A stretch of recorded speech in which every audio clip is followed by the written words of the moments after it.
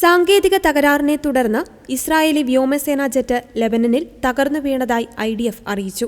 നിലവിൽ സുരക്ഷാ പ്രശ്നങ്ങൾ റിപ്പോർട്ട് ചെയ്തിട്ടില്ല. സംഭവം അന്വേഷിച്ചു വരികയാണ്. IDFന്റെ വിമാന അപകടങ്ങൾ വളരെ അപൂർവമായ ഒരു സംഭവമാണ്.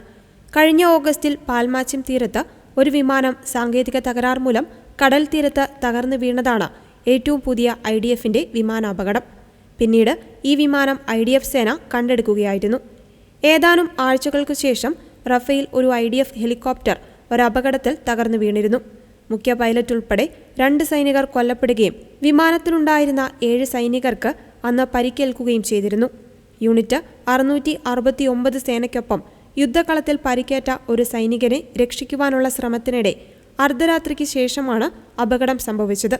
കൂടാതെ ഹെലികോപ്റ്റർ ലാൻഡ് ചെയ്യുവാൻ തുടങ്ങുന്നതിന് തൊട്ടു മുൻപായിരുന്നു അപകടം.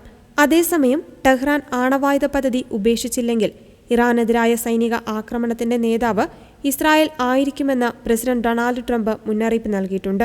സൈന്യം ആവശ്യമാണെങ്കിൽ അമേരിക്കയുടെ സൈന്യവും ഉണ്ടാകുമെന്നും ട്രംപ് പറഞ്ഞു.